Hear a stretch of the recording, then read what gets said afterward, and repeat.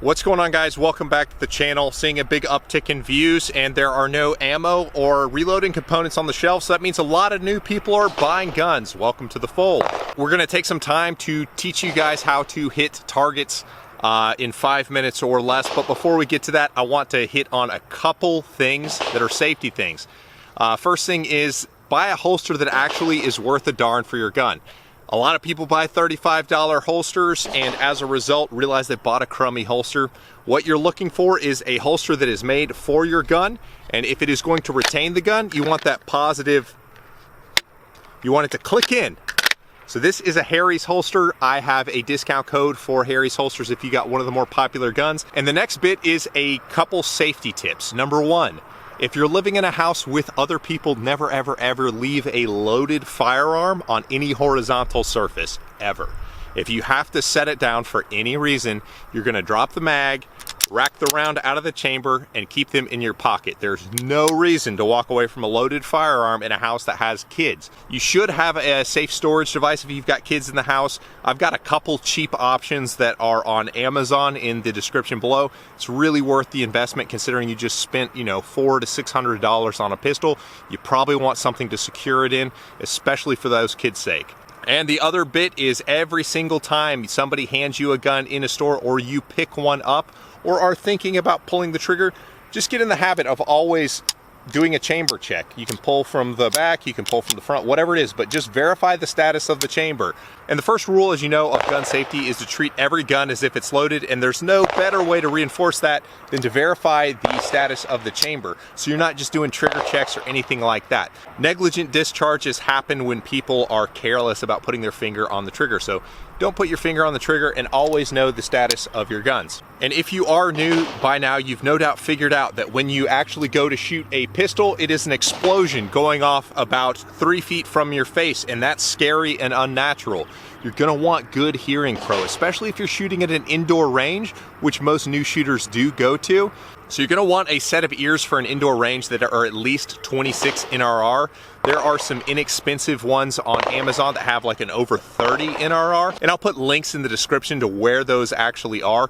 But a lot of hearing protection that you see on the shelf have an NRR of 22, and that's just not enough for an indoor range where it's an enclosed environment and really loud. If you do have lousy hearing pro and you don't want to buy more, that's fine. Just buy some of the cheap foamies in double plug. So use the foam plugs in your ear and the over ear muffs, and that will help. So let's go ahead and start running the clock and see if we can't get you actually grouping at 7 yards as opposed to patterning buckshot. So here we go. First thing you're going to want to do is address the pistol with your support hand. You're going to wrap high around it. You're going to flag your thumb straight up. Thumbs up because you're cool. Made a nice pocket for my support hand where I'm going to mount the pistol with my support hand.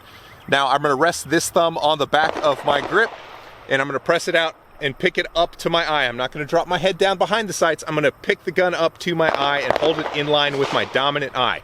So if you are right eye dominant, you're going to hold it in front of your right eye, left eye dominant in front of your left eye. It's worth noting, look how my thumbs are situated. They're both on the left side of the pistol. Under no circumstances use a revolver grip with your thumbs folded behind the gun like this. The slides move to the rear like that and can fillet your thumbs pretty good.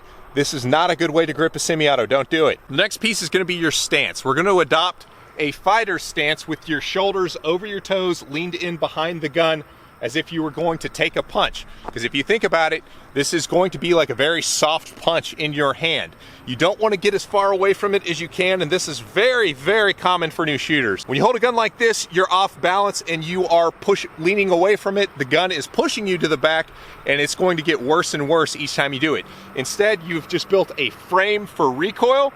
You're leaned forward really aggressively, and the gun is going to recoil in a straight line back. You're accepting the recoil into your body, so get a strong stance that has you ready to take it. The next bit is going to be getting a sight picture. Your sights are going to be equal height, equal light.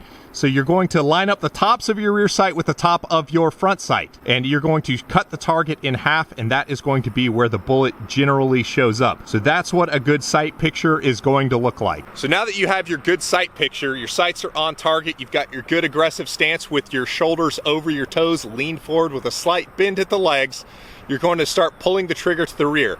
And the way you're going to think about it is just moving the trigger to the rear. You're not going to snatch the trigger when you see the sights you want to see.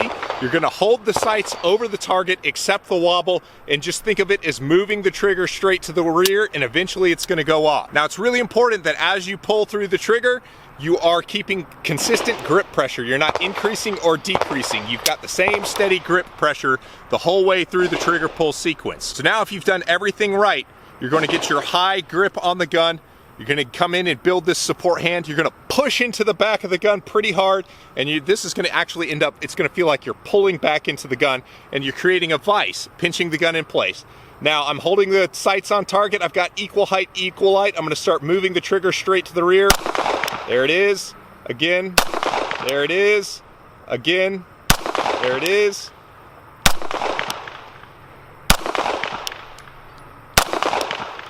And if you did it all right, what's going to end up happening is you're going to get this.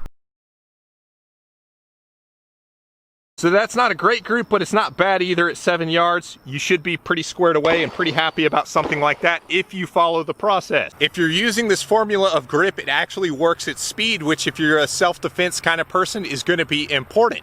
And this is what it's going to look like at 10 yards on steel. Are you ready? No problem. So get a good grip, bear into the back of the gun real hard, pull back with your support hand, making that kind of weird push-pull feel. Using 90 to 100% of the strength in your support hand to lock in on the gun. Cut the target in half, then gently move the trigger to the rear, let the break surprise you. You're gonna get the shots showing up where they need to be. If you wanna continue this handgun journey and get better at shooting, maybe consider subscribing to the channel, like the video. And if you're one of my subscribers already, consider renting a biplane and do some skywriting over your city to tell people about this channel. As always, I appreciate you guys, and I'll catch you on the next one.